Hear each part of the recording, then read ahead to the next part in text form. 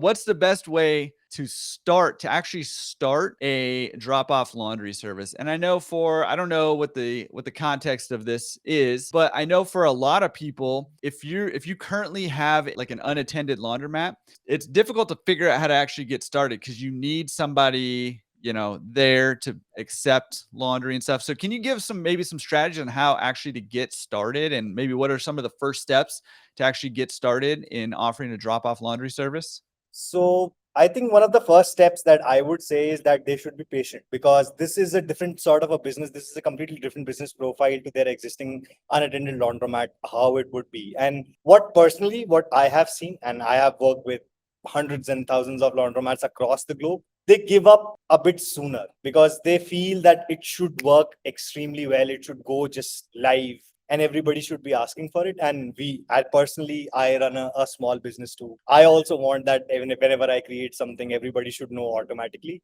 But Right. what Yeah. happens to people just don't know about. And once they know about you, they have to trust you. Once they trust you, they have to retrust you. And then it has to turn into regular business. So it does take some time. But then the first things that they should usually do is they should start promoting it, and they should start promoting it to their existing customers, because I genuinely believe that in the existing customer set that you have for your self-serve, there are at least 15 to 20% of the customers which can just genuinely be jacked off to your drop-off service. Whether it be even pickup and delivery, a lot of people might just be coming and asking you also that, hey, do you offer a drop-off? Do you offer a pickup and delivery? Would you do this for me? So I think listening to them and then making sure that you are able to perfect that. Like, it's what I've learned through across my experience in business and across my experience in 𝐲𝐸 is that people should first, before scaling, before even marketing, before even going hard at it, should be very, very focused on creating a great experience for their customers. Because once that experience is generated, once that experience is codified, once all your attendants or maybe your new attendants are able to understand this,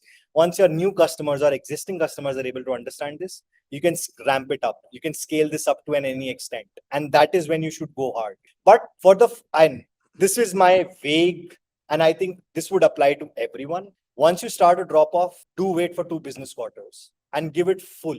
Like, it would not, and if it works before 2 quarters, you've done an excellent job by itself.